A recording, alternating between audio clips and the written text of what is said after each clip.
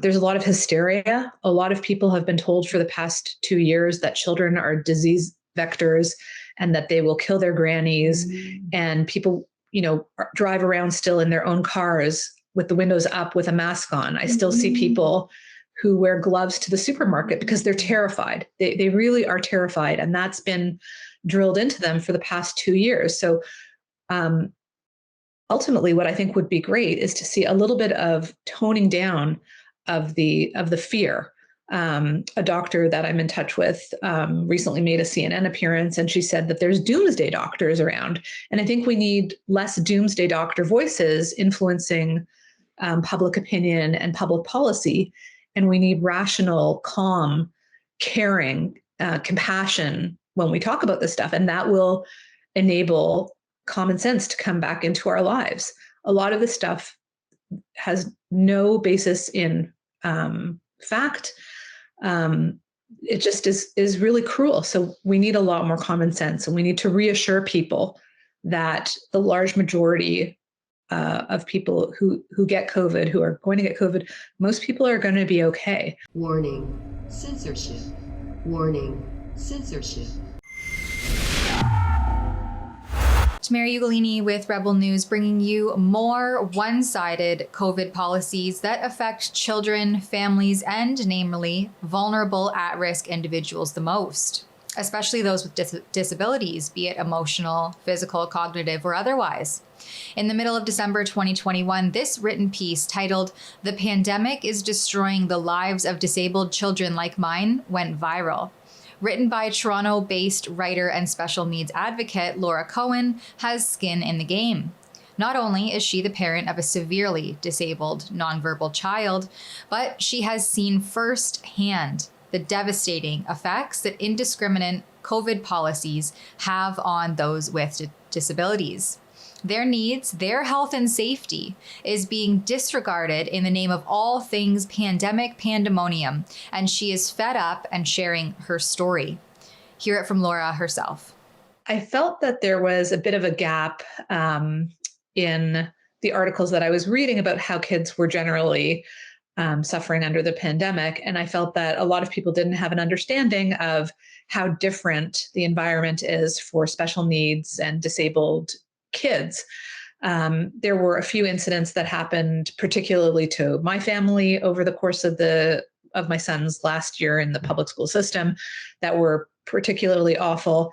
And then every time I spoke to other special needs families or parents about it, I would hear other little bits and pieces. And then every time I checked into certain Facebook groups, I would hear about other truly egregious, awful, cruel things that were happening.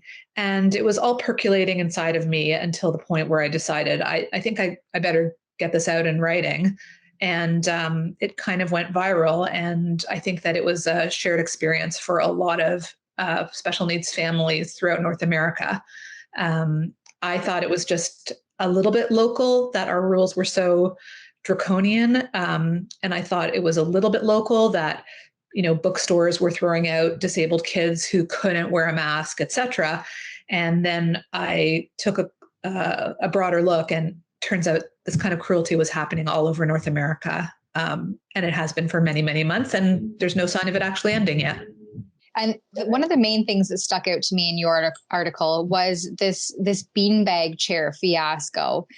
Can you share with us, our viewers, what happened there? And you were never actually successful in advocating for your son to have this small slice of normalcy to help him cope through the day. Correct. So I think that beanbag chair example, it was awful when we were going through it.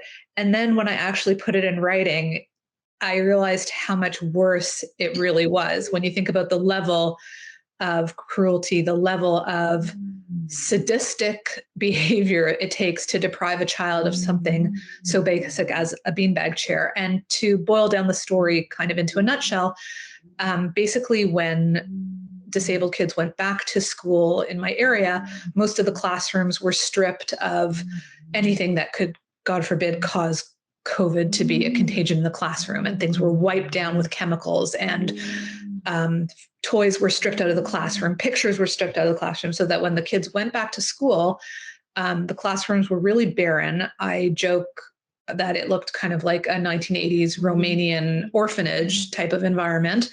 And my son's beanbag chair had been removed.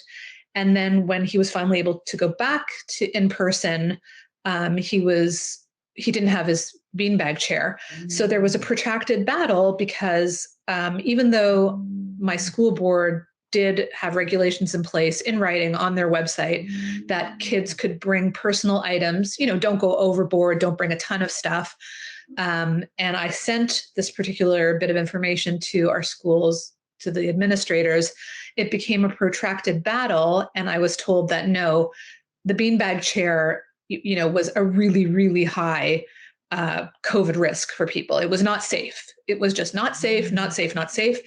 And I went back and forth with a relatively senior person at the school several times. And I'm usually pretty good in writing. I'm usually pretty good on the phone. I had to throw in the towel. One of the first times that I have in my son's life where I felt like if I continued trying to advocate for the beanbag chair so that he would have a comfortable place to sleep instead of nodding off in a chair, hitting his head or leaning backwards, I just would probably go bananas because there was so much going on at the same time. So yeah, it was a micro example of the macro cruelty, and people find it hard to believe, and I might find it hard to believe if it hadn't happened to us particularly. But then hearing stories from other parents throughout North America, particularly parents of kids who are deaf, also really heart-wrenching because they simply cannot read any lips through a mask, obviously. Stories about airline incidents, mask rules, all of it just came together. And I think that's why this piece caused such a big ripple. Mm-hmm. Absolutely. And the other takeaway I really noticed was that you claimed how exhausted you were trying to advocate on behalf of your son and just getting run around in circles and making no headway. But I mean, it made me think, like, how exhausted must he be just trying to navigate through this new normal, quote unquote, and not even understanding what's going on? It was really difficult. Because a lot of disabled kids and youth are nonverbal. Their comprehension isn't super high. And some of them are obviously very high level functioning cognitively and are verbal. But yeah, I guess the explanations that you can offer to kids really depends on what they're able to understand. And there was so much that was happening that was just inexplicable. And it's very hard to reassure kids in general that things are going to be okay. It's harder, I think, to reassure kids with special needs that things are going to be okay. There's no real secret to how any of these families get through it. We're still getting through it, and I guess I have to salute all the families in general who are dealing with all these issues still, particularly here in Ontario. But I obviously have a soft spot for special needs families who are dealing with all this stuff still. And who are obviously no stranger to health and safety. So Right. Why do you think that these narrow-minded approaches to the COVID pandemic has disregarded all of those previously held health and safety regulations? Well, I think that particular issue is a problem that we're dealing with on a much larger scale, that a lot of previous, pandemic and illness rules and regulations for management have kind of gone out the window. And I think that governments, whether it's local or federal or municipal, they all want to be seen as doing something.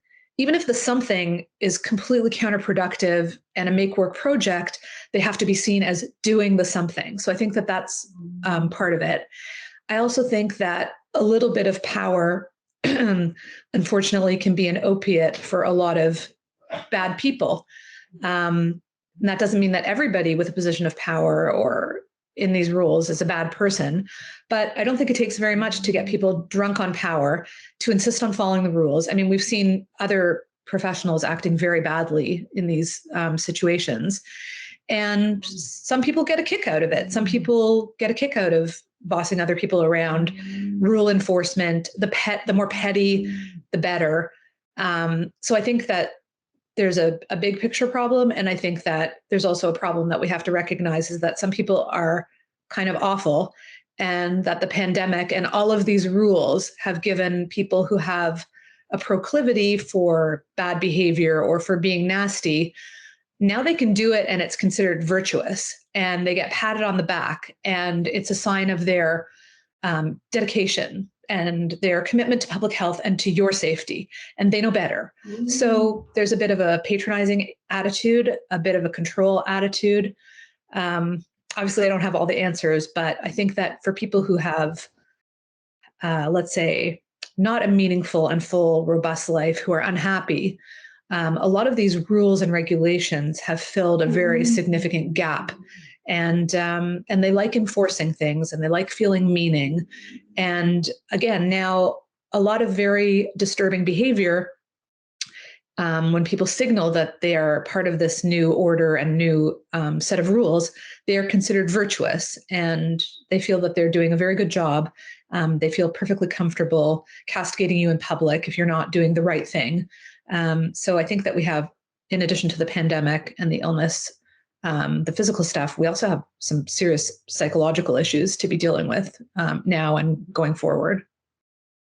Absolutely. And those compound pre-existing psychological, or I guess back to the cognitive issues that some of the disabled individuals, and especially, as your article highlighted, children already dealt with, are now just being compounded even further by these virtuous adults. Now, how could a more balanced approach be instituted, either by government institutions, whomever? What would you like to see to bring more balance back into this indiscriminate COVID policy table? Well, I think we need more common sense in general. And I think we have to calm down.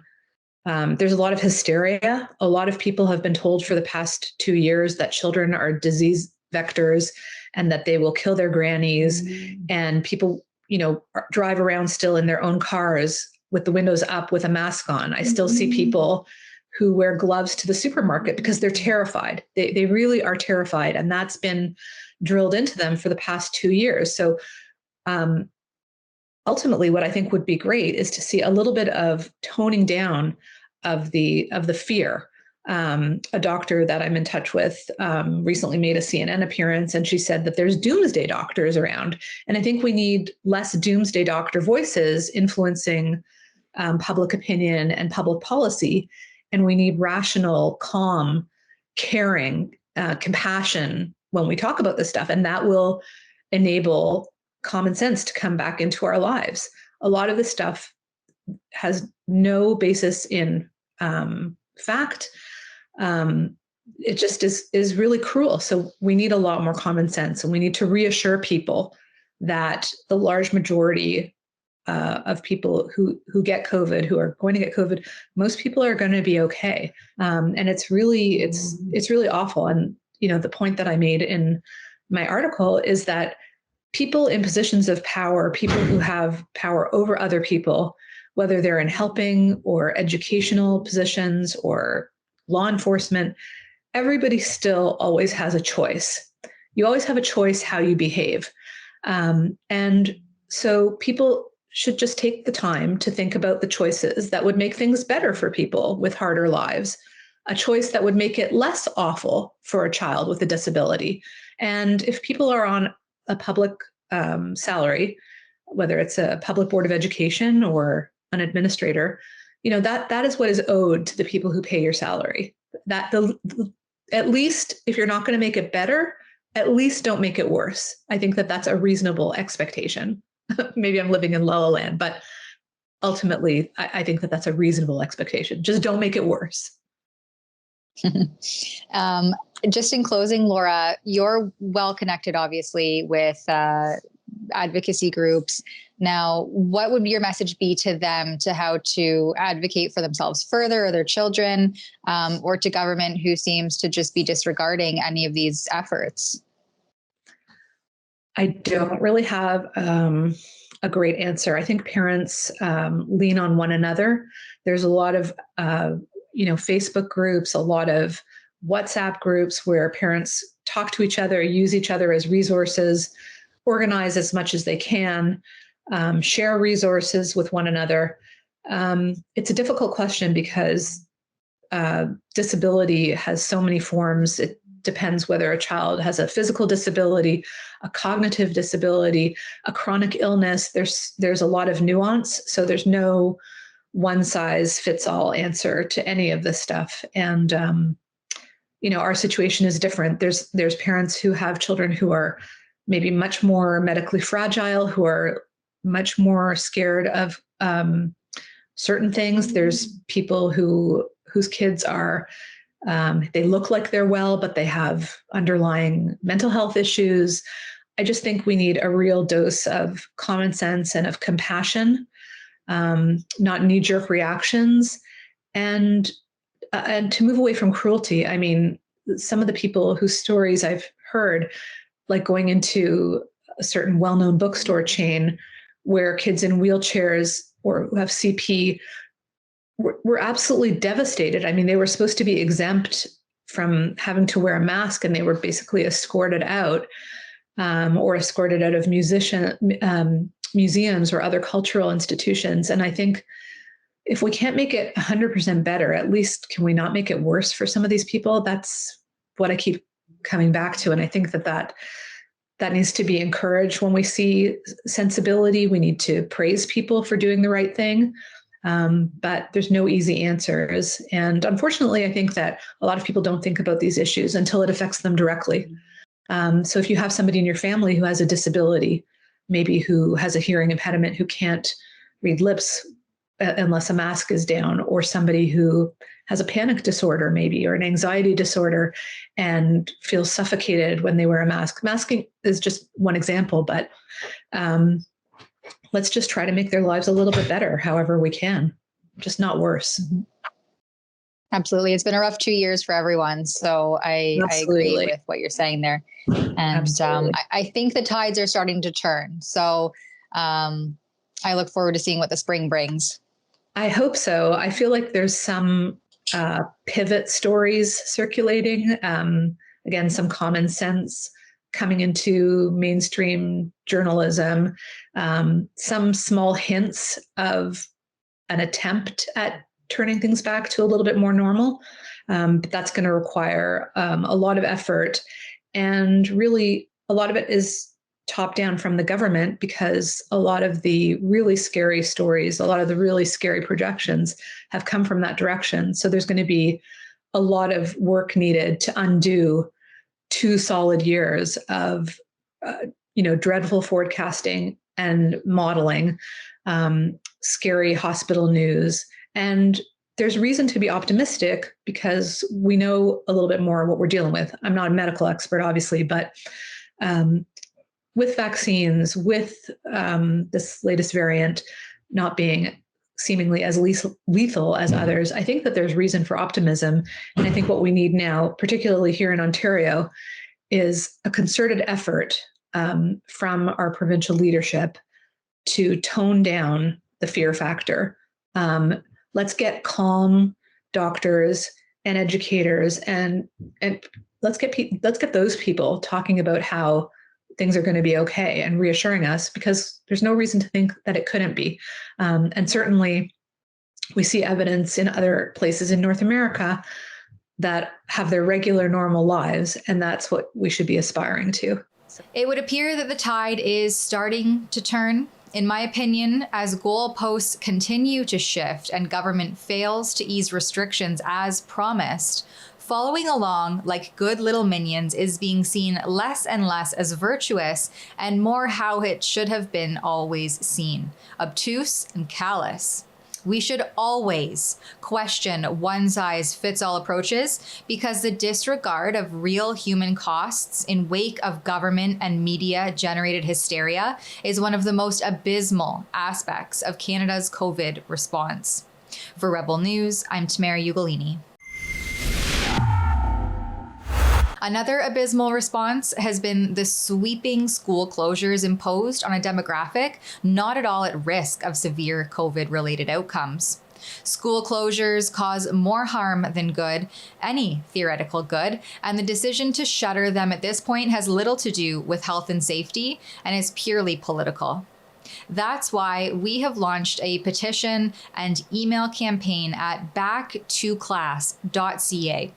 You can sign the petition there and send a form letter to both the Minister of Education and Premier of Ontario, Doug Ford, to let them know that you want to see kids back in class. All of that information and my very well-sourced report can be found at backtoclass.ca.